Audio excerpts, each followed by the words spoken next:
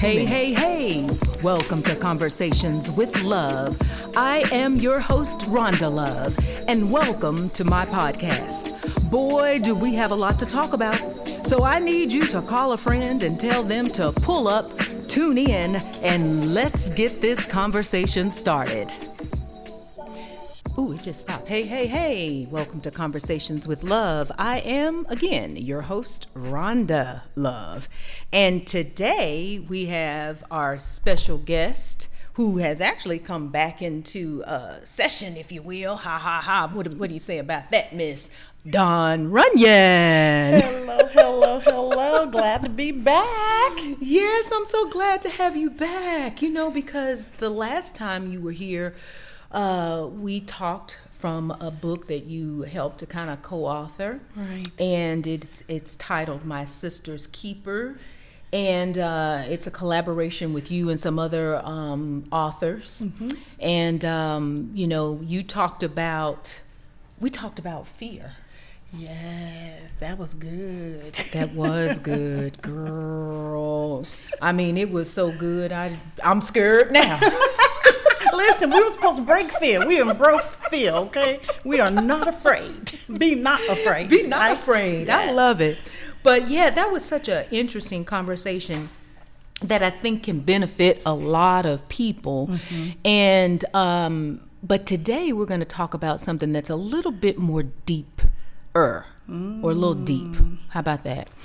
And it's about something that you've personally experienced. Mm-hmm. Am I correct? Mm-hmm. And I think it's going to benefit a lot of other folks, Dawn, because here's what I'll say. And I know somebody's like, what is she talking about? But that they'll benefit because there are a lot of people that are out walking in silence, mm-hmm. walking and living in silence, yes. Right? Mm-hmm. And it's what we're talking about, audience, is domestic violence. So, this is a serious topic. And so if you have any friends or if you yourself are going through this, hopefully this particular conversation can be beneficial. But Dawn, let's kind of start because I know that since you've been here, you work in the space, mm-hmm. if you will, where you help women that have experienced and gone through this. So I just kind of want you to share. I'm going to hand the mic over to you, right, sister, and share what you do, right? And then go into this section of your book that you've titled Love. How befitting. But anyway.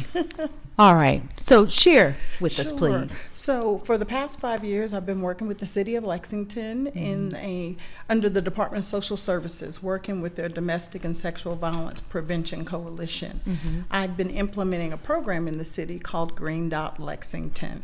Green Dot's a national organization. This is an evidence-based program that is geared towards preventing domestic and sexual violence and child abuse in our communities. And the goal of the program is to really empower and engage and, as they say, re-invite members of the community to consider their personal role in helping to end domestic and sexual violence by equipping them with tools to help them safely intervene, to speak up, to step into, to stop the violence before it happens or after you've learned that it is occurring. Ways that we can come along one another in community, in love, to help break down the barrier and the stigma and the silence that continues and keeps the violence going in our communities. Oh, wow. And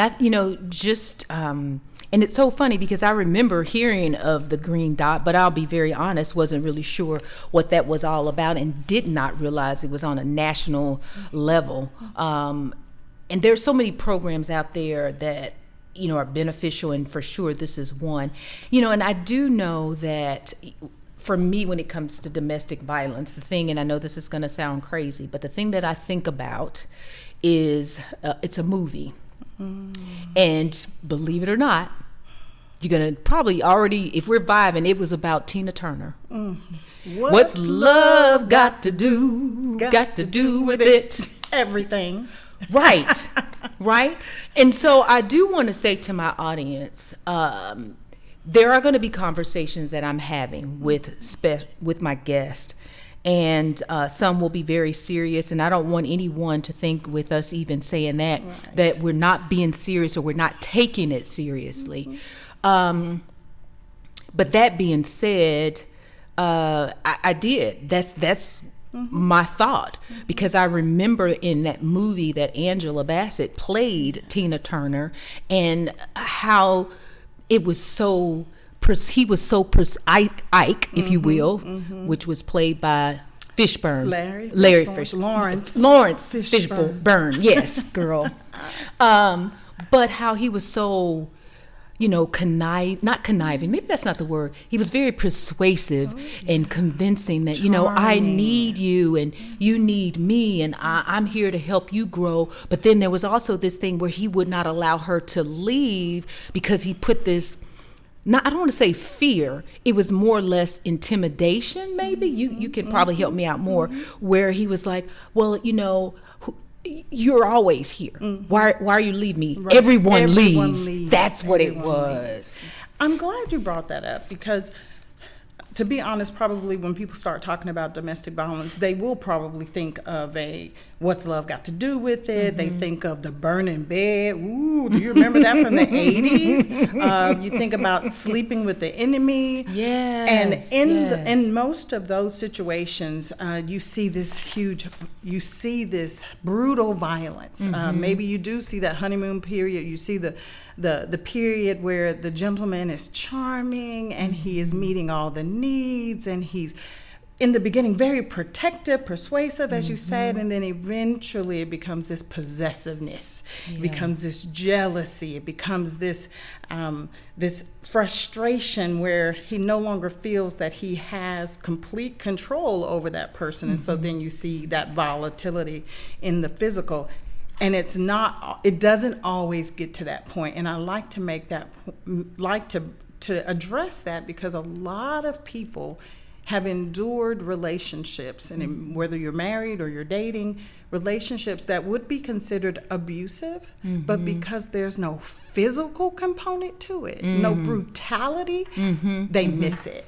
Or they live in it for so long until they get to a point they can't take it anymore. And then when they leave, because again, there hasn't been this physicality and no one was able to see the bruises or the busted lips, then the judgment, why are you leaving? What's wrong with you? Girl, that's a good man. Why are you leaving that man? And no one knows about the consistent patterns, time over time and time over again, where they have broken that person down and removed any of that person's identity, their own autonomy, their ability to make their own decisions or their choices or live in their truth because of this person's control.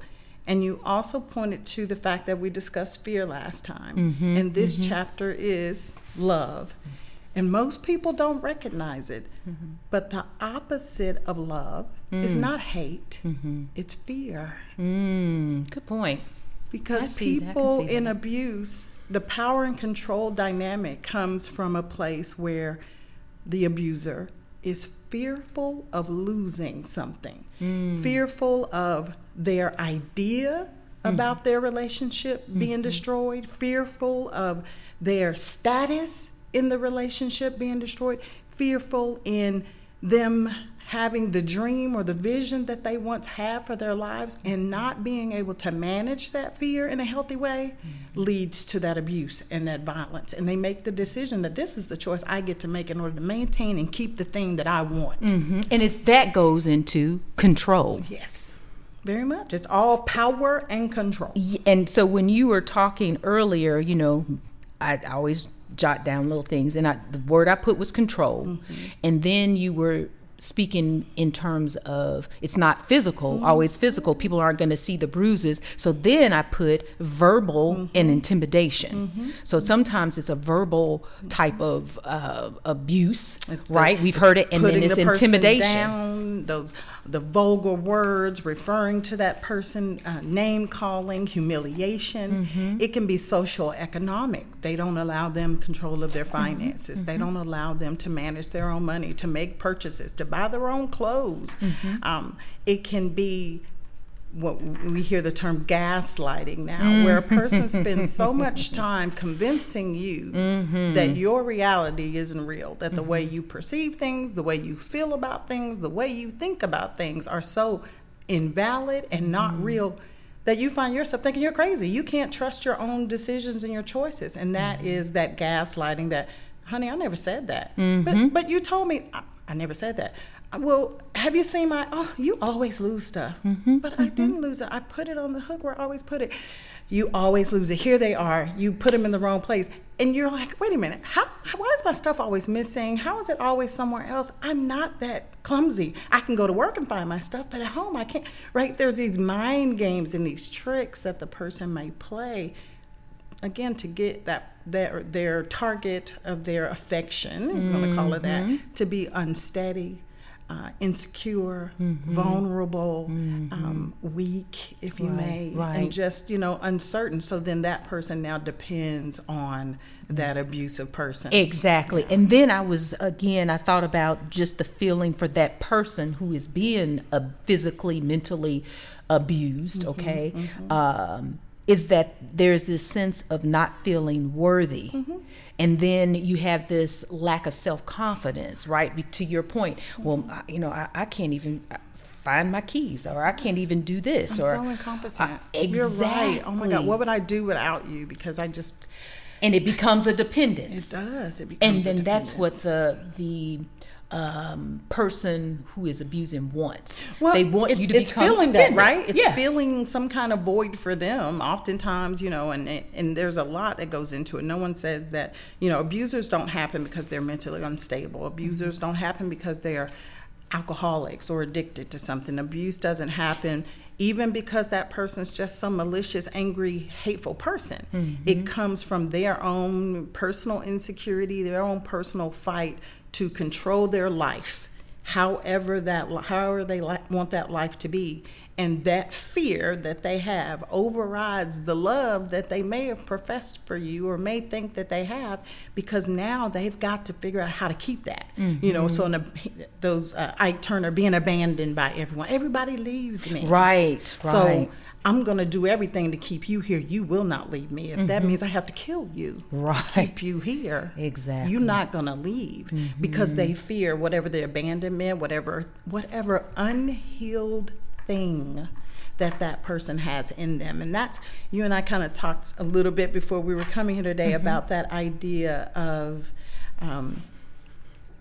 what's unhealed in us that leads us into these unhealthy relationships. Because many a relationship, before they become abusive, they're just unhealthy. They're unhealthy because many of us, myself included, are sometimes raised by an unhealed person, not to any fault of their own, for whatever abuses they may have endured, because abuse has been around, since the beginning.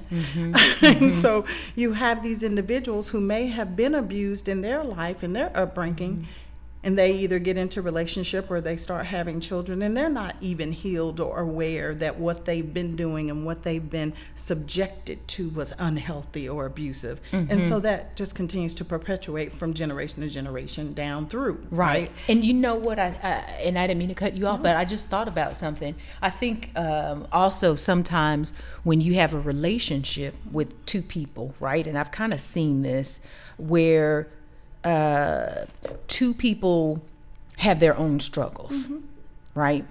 And there's actually a terminology for this, and I cannot remember what it is.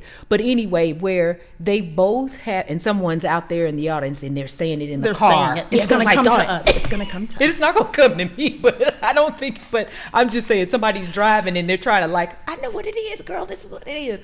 But anyway, where they are having they have their own issues, right? Their own mental health issues. And then this other person has their own issues. And then you bring the two of them together. And they're codependent on one another. Yeah, it's almost like, and I hate to say it, but it's almost like those folks who may have addictions, right? And you get two people, one was addicted to this, the other was addicted, and then you're together.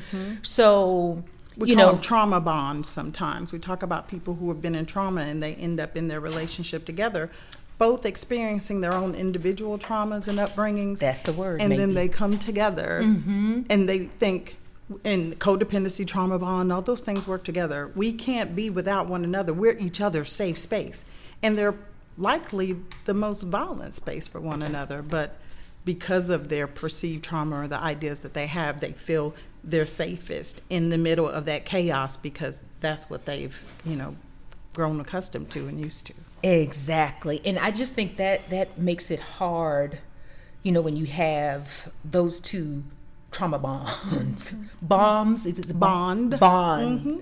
Yeah, that's kind of linked up together. Well, let's kind of dive, if you will, into the actual book. Yes. And as I was looking and reading through this, I noticed, and you may, because you started off, talking about when, as a teen and even a young adult, how you wanted to be loved, but you had no clue of what love was. So let's kind of start from there. And, you share what you feel comfortable, but I do really want this to be something that people can kind of go, wow, if she's gone through it and if these are the things that she did to get out of it, then we've done something for someone. Sure. So whatever you feel comfortable sharing and talking about, let's I'm pretty much that. an open book. Okay, girl, me, this, I right? hear you. Sometimes I can be an open book, and girl, I'm learning. Sometimes you got to keep it quiet, walk in silence. Sometimes I said it depends on who's reading the book. If you need to have that out there. You know like what I mean? that. Depends on who's reading it. People can interpret things, right? Right, that part.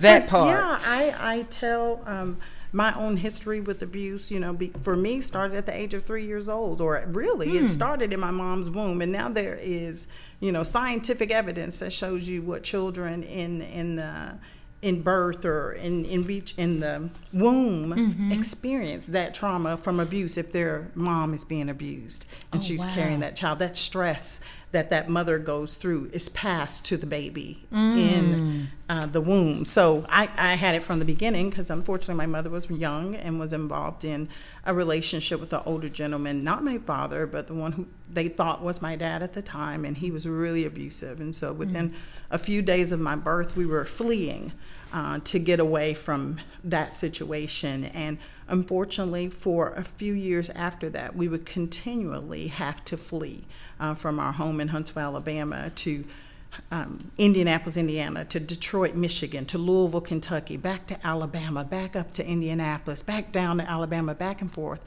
for about the first 13 years of my life. And so my mom, trying to be a young lady, again, not really knowing what's going on, getting involved in these relationships that were unhealthy for her, continued to seek safety and tried to provide as much as a young teen could. But without even her knowing, I started being sexually abused at the age of 3 years old by a family member. For the next 8 years, I'd be abused by a number of individuals. So in total, about 4 different individuals, some men, some women, some family, some friends of family, babysitters, things of that nature. And I kept it quiet because there was something about the situation. I can't say someone ever said, don't you tell your mother, but I knew that if I told her, I risked losing the only person who was safe for me, which was my mother. So I went through that. So of course at 12, I finally stood up against my last abuser. I said no, and I spoke out, and it caused a rift through the family for a moment there. And we've moved past that. I'm grateful for that or whatever, but it was really hard because I wasn't necessarily believed.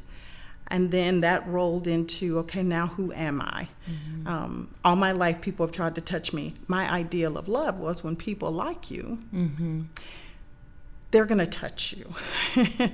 Probably inappropriately, but they like you. That's why they're touching you. So you should be okay with that, because at least that's what my abusers would say to me. Right. And they would ridicule me in public. in the daytime, scolds me if they were babysitters or caregivers. You know, I was always too whiny or too needy or too bad or too spoiled. But then in the dark, it was, come here, you're so pretty, come here and let me do this, you know. And so I had this mixed understanding, like, do you love me or don't you? I don't know. I mean, they say they love me, so I guess that's it. So when I started getting involved with young guys, you know, it was kind of the same thing. I didn't know that there was anything more than what I had experienced. And so that rolled into, you know, promiscuous lifestyle for me, but also being in a relationship with guys who would say and do anything they wanted to. And I thought, well, you know, if I'm going to be here with this person, then I guess that's what I have to let them do. Not knowing anything different, that's what love looked like. My friends in the neighborhood who had boyfriends or girlfriends, they were in love. The people in my life that were dating or married, that was love. And so no one ever explained the difference, that love doesn't hurt. It shouldn't hurt the way it had for me. And so my first marriage was a relationship that was extremely unhealthy. A gentleman who was not himself healed at all, who had gone through a lot of hurts and pains and had seen a lot of abuse in his life. So we were a Molotov cocktail, as you would, when we came together. In beginning, I thought it was fireworks. And then finally, I was like, oh, these are sparks. We about to blow up. We got to do something about this. But he was controlling. He was obsessive.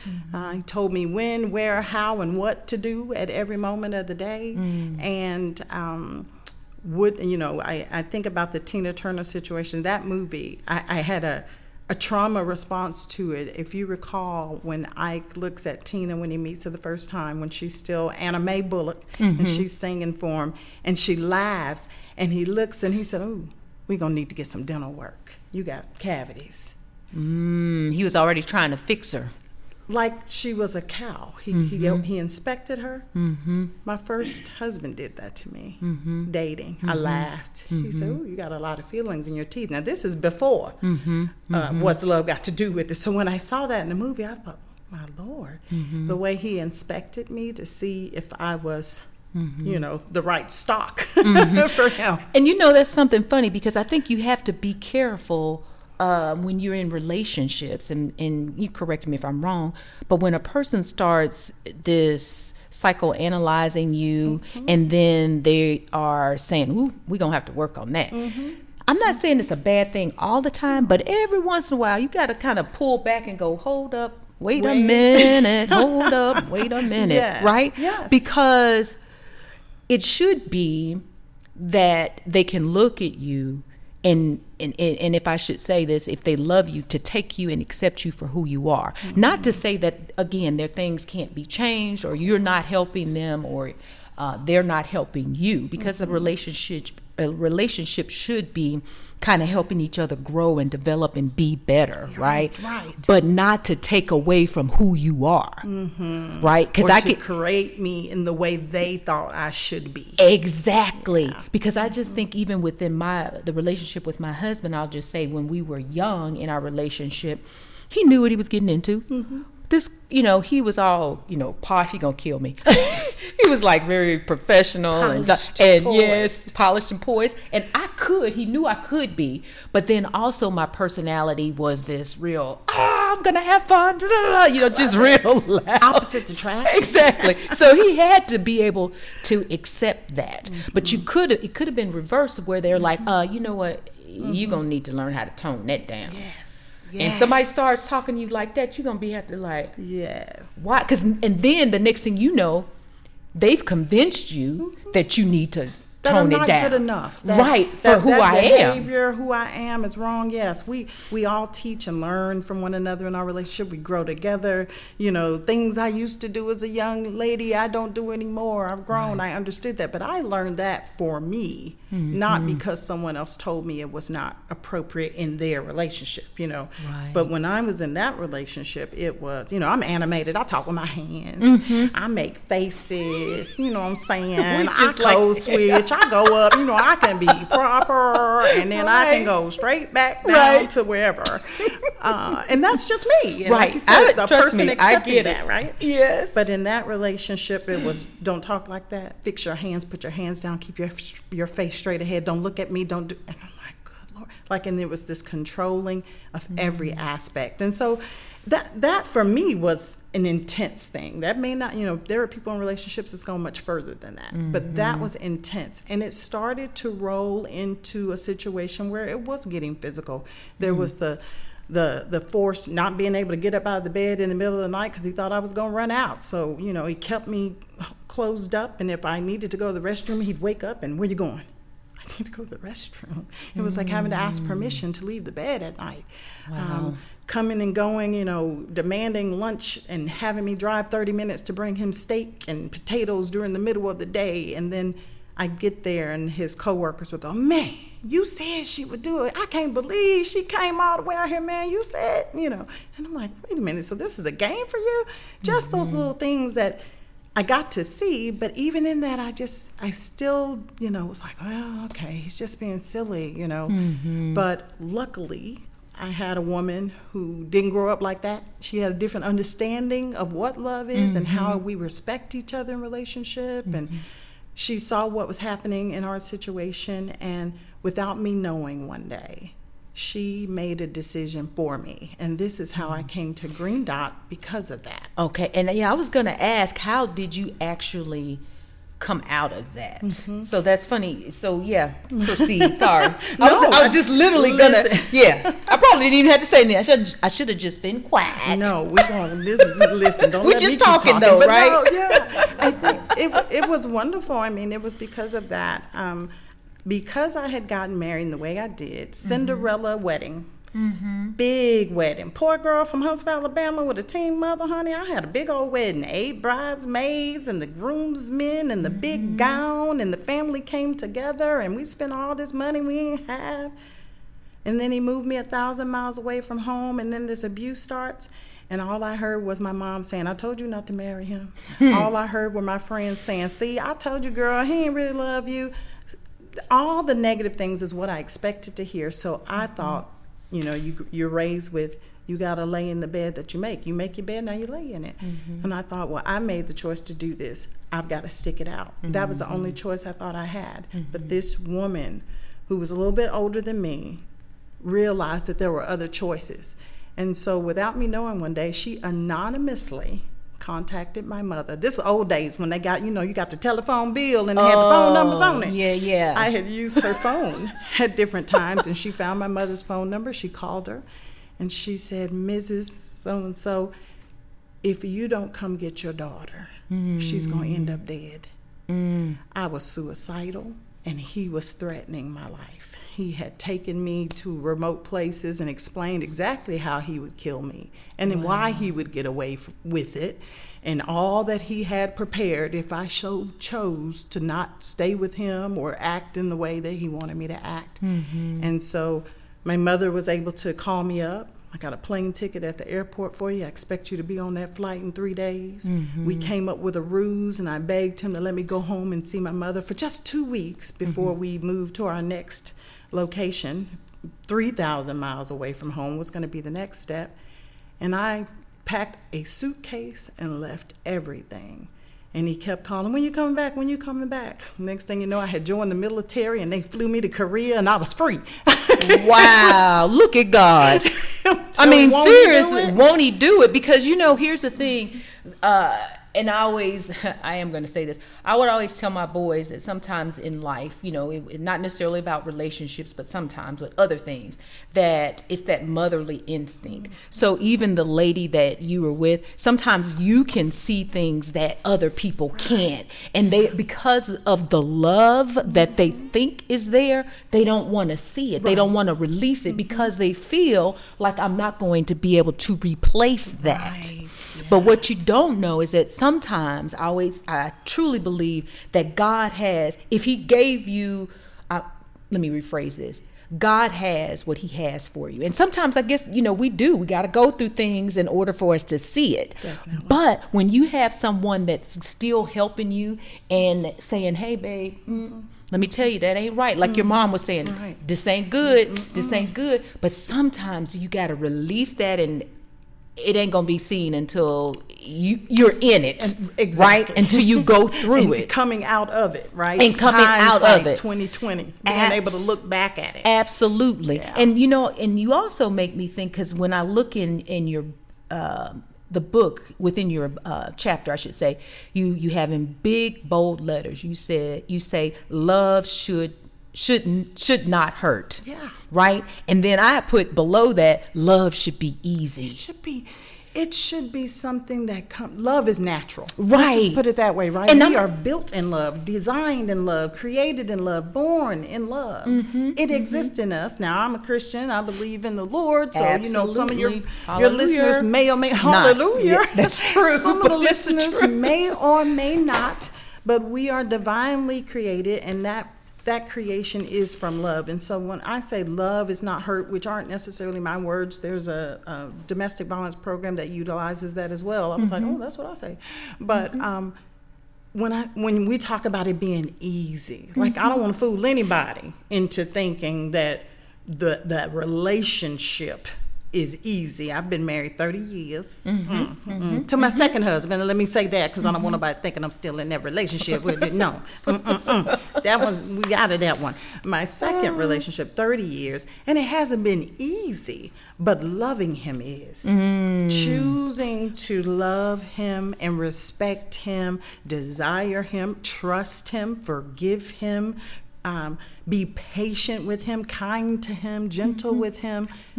That comes from me loving myself, and then I can extend that to him. So it's easy in the sense that it doesn't cause an angst. It doesn't cause turmoil in my spirit. Right. It doesn't make me insecure. It doesn't make me feel devalued to love him. But the love that I had experienced did just that. I was insecure about it. I was confused. It was chaotic. I woke up every morning fearful that here I get to be in this relationship with this person, but will I make it through the day? Right. Am I going to upset him? Is this going to be the day that he breaks my neck because of what I said or what I did? That's not an easy love at all. That love was harmful and abusive. Was there ever any time, and I'm just curious, when you were married to your first husband, that, you know how in the back of your mind, it's that little thing that's just nagging at you? In a spiritual world, we say it's the Holy Spirit, but that thing that just keeps talking to you, and it's saying, I shouldn't say this in jokingly, but it's saying, get out. Get out. Yes. Right. You know what I'm saying? So did you ever have that moment, or what, or maybe it's better to say, when was that first moment where you thought, this ain't right? But you just ignored it. You was like, you know what? I'm going to let that pass. Well, remembering that, I was 18, 19 years old. I was unhealed. I wasn't aware of what was wrong or right. There were a lot of things. I can look back now and go real early. There were signs real early. There were things, but I dismissed them because, well, first of all, I didn't know better. And I thought, well, maybe, and this is just you, girl. If you want this man, you better do what it's going to take to get him. So I did dismiss a lot very early. Just how I felt when he looked into my mouth and said, you got a lot of cavities. We're going to have to fix that. It was dehumanizing. I did feel like I was being inspected. And there were other things. There were a lot of other things. So there were things I felt in the very beginning. And that's when we talk about love being easy. Like when I felt that and it went against my spirit, like that didn't build me up. That didn't encourage me. That didn't make me feel at peace. That was a sign. But I kept pushing past that. And that whole get out spirit. Yeah. Somebody said you better get out, girl. Get out. These shoes is made for walking. But I wasn't ready to walk out because my fear was I'm not good enough. So if I walk out of this, what do I walk into? Because I'm not good enough for, I'm lucky. That he wants me. And you know what? Ooh, you hit it. Because for some women, right, if it's their first relationship, or if it's a relationship where, or situation where maybe in the past they've never felt loved, or no one ever really acknowledged them or looked at them, or they themselves, I think more importantly, yourself, they themselves did not feel pretty enough or worthy enough, but then all of a sudden you have this person who kind of starts to swoo you and woo you and, you know, tell you all this stuff. And now you're like, oh, okay, hold up, wait a minute, you know. But then the signs start to show up, come. You right? go, wow, and I have to act in accord with this because he told me, you know, he gave me value because I didn't have value in myself because of my abuse. And so, and I've learned over the years, you know, mine came from being young abuse, but I want to think about women who are probably like, well, girl, you were young, you didn't know no better. But there are women in their 20s, 30s, 40s, and 50s who will get into relationships today with gentlemen, and they know better. They didn't have full businesses. They done been CEOs and EDs of organizations and can get in relationship with the person.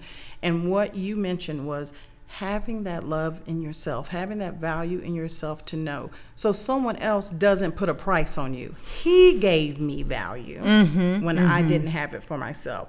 So so I didn't feel I could do anything that was going to go against that. So I didn't have, in my mind, a choice to step out of that because there was only value in relationship with him. I only had value as long as I was with him because he gave it to me. Exactly. He told me I was valuable. He told me, you with me. And because you with me, you're somebody now. I was looking for a label. I wanted to belong to somebody. And with him, I did. And so if I was going to step out of that, I didn't have that. And that's what a lot of people, I think, find themselves still in relationship with individuals because who am I outside of this relationship? Right. And you know, it's funny because we are going to be wrapping up here. See, we're going to have to get together again, like part 3, part 4, 5, 6. But here you have in your book, let me make sure I read this. It says, you should not have to fight to have the person you are in love with show your love and vice versa. And then you have at the bottom of this paragraph, love does not fear. Right. I mean, I know it goes back to what we were saying about love shouldn't hurt, love should be easy, love should not fear. And then I like how you said this. You say, so how can you determine if you are being loved or simply in love? Just like we know if a handbag or a pair of red bottoms is authentic or off a knockoff. We should check it against the original design. So let's wrap it up on that one. I really like that. Thank you. So of course in that book I'm talking about 1 Corinthians 13. Did I get it right? 13:10. I get backwards. I might have got my numbers back, y'all. Fact check me. 13, 4, and 8. 13 through, yes, it tells us what love is, right? Because again, as a Christian, as a person who believes that there's a divine creator that is love, then if I'm searching for love, I'm going to check that love against the original design.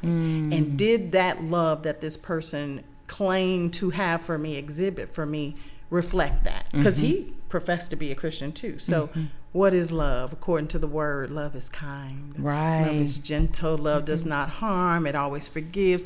All of those things. When you get into a relationship with someone, check it against what you know to be love, and finding and recognizing if you really understand love for yourself, and if you have love for yourself, so that you can, 1, give that to someone else, and then 2, receive that same love from the person that you're in relationship with. And then I would say finally is be careful to not be so desperate. Ooh, honey, listen, you know, especially thirsty. Yeah. Oh Lord, that's the new terminology from the young people. Thirsty. Oh, let me. It's probably old though, Rhonda. Yeah, it's old now.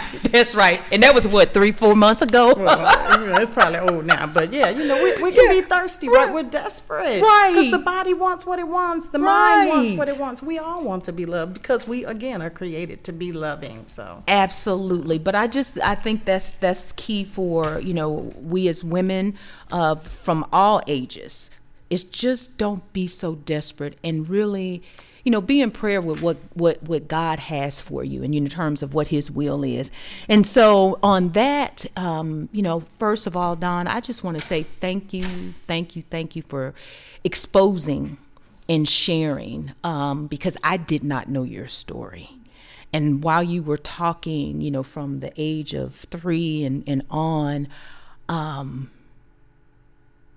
that's a lot. I mean, we've heard stories like that before, but I always think when I've heard that or seen it on television, I think, wow, how did they go through that?